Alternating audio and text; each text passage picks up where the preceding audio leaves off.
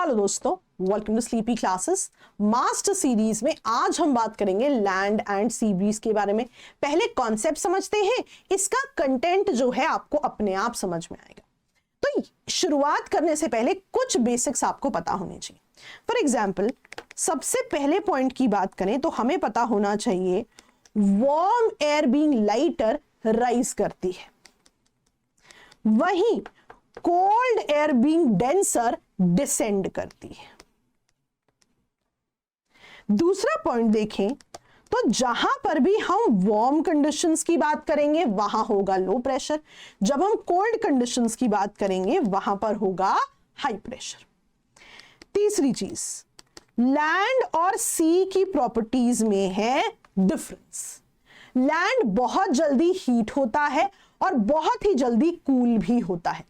इसके कंपैरिजन में water body को, सी को हीट होने में भी टाइम लगता है और कूल होने में भी टाइम लगता है। ये इनकी प्रॉपर्टीज है जिनमें कि हमें अंतर देखने को मिलता है। चौथी बात, जब भी हम हवा की हॉरिजॉन्टल मूवमेंट की बात करते हैं, हवा मूव करती है high pressure to low pressure. तो ये बेसिक्स पता होने इंपॉर्टेंट है। चलिए अब कॉन्सेप्ट की बात करते हैं। तो हम सबसे पहले लैंड और सी की कंडीशंस को बनाने की कोशिश करते हैं, दिन में और रात में। दो तरीके से हम इसे समझेंगे। सबसे पहले पहला तरीका देखते हैं। अब हमें पता है लैंड बहुत जल्दी हीट होता है, बहुत जल्दी कूल भी होता है। तो डे टाइम में, दिन में लैंड जो है वार्म हो जाएगा, एयर बीइंग वार्मर ऊपर की तरफ राइज कर जाएगी, यहां क्रिएट हो जाएगा वॉइड। उस वॉइड को भरने के लिए सी से हवा यहां पर आ जाएगी। अब हवा जहां से आ रही है उसका नाम भी वैसा ही रहेगा, यानी कि यहां पर रेफरेंस क्या आएगा? Sea breeze. सिमिलरली जब हम नाइट टाइम की बात करेंगे, अब जो है सी वार्म हो चुका है, यहां पर भी एयर बीइंग वार्मर राइज करेगी, यहां क्रिएट हो जाएगा वॉइड जिसे भरने के लिए लैंड से हवा आएगी, इसका नाम हो जाएगा लैंड ब्रीज। ये पहला तरीका है समझने का। एक और तरीका जो इसको समझने का है वो क्या है? अगर इसको दोबारा ड्रॉ करके देखें, लैंड सी, लैंड सी, इसको डे और नाइट में देखते हैं और समझते हैं। अब दिन में क्या हुआ? लैंड वार्म जल्दी हो गया है ना, यहां पर एयर वार्म हो गई, बीइंग लाइटर ऊपर की तरफ मूव हुई, यानी यहां पर बना लो प्रेशर। इसके कंपैरिजन में वाटर बॉडी इतनी वार्म नहीं है, इसके कंपैरिजन में वाटर बॉडी कोल्ड है, मतलब हवा सिंक करेगी, यहां बनेगा हाई प्रेशर। हवा कैसे मूव करती है? यहां पर हाई टू लो। हवा कहां से आ रही है? सी से लैंड की तरफ जा रही है, तो इसका नाम क्या बना? Sea breeze.